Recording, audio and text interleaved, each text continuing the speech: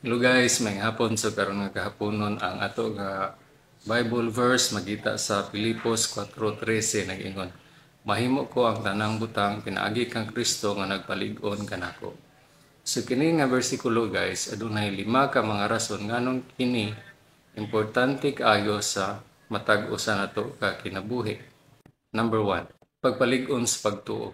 Kini nga bersikulo nagpakita sa pagsalig sa magtutuo sa gahom ni Kristo sa pagbuntog sa mga babag ug mahagit sa atong kinabuhi. Kini nagsulti sa usa ka pagbati sa paghatag og gahom ug kasiguruhan nga uban sa kusog sa Dios wala gayon imposible. So sa tanan mga butang mahimo nato because in God nothing is impossible. Ikaduha, pagdasig sa kalisod. Ang kinabuhi nato mga kaigsunan napuno sa pagsulay og kalisdanan. Apan kini nga bersikulo nagpahinumdom kanato nga wala kita maginusara sa pag-atubang niini.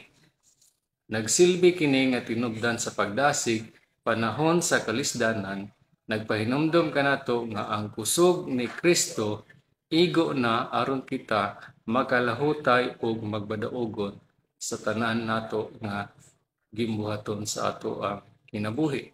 Ikatulo, pagsalig sa Dios. Pinaagi sa pag-ila sa atong pagsalig kang Kristo alang sa kusog, kini nga bersikulo nagpalambo sa pagpaubos ug pagsalig sa Dios imbis nga magsalig lamang sa atong kaugalingon nga mga abilidad. Kini nagtudlo kanato sa pagtugyan sa atong mga kahuyang ug mga limitasyon ngadto kaniya nga nagtugot sa iyang gahom sa pagbuhat pinaagi kanato. Ikaapat, inspirasyon para sa pag-uswag.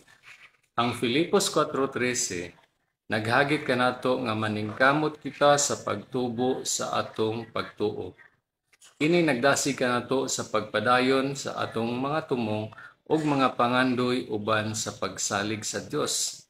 Nahibalo kita nga si Kristo naghatag kanato og gahom sa pagkabot niini sumala sa iyang kabubuton. So do naman tayo mga pangandoy ug tinguha atong gipangayo sa Dios, musunod lamang kita sa iyang kabubuton kung kano sa kini iyang ihatag kanato.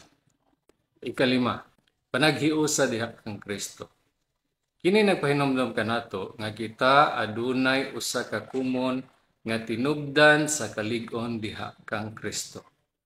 Nagbugkos kanato diha sa hugot nga pagtuo og katuyuan samtang kita naglawig sa panaw sa kinabuhi uban kaniya. Sa katapusan, ang Filipos 4:13 nagsilbi nga kahayag sa paglaom ug pagdasig. Nagpahinumdom kanato sa makapabag-o nga gahom ni Kristo sa atong kinabuhi. Naot pa guys nga doon na mo'y natun-an agi sa atong bersikulo sa Filipos 4:13. Diyos magapanalangin kanato. God bless to all.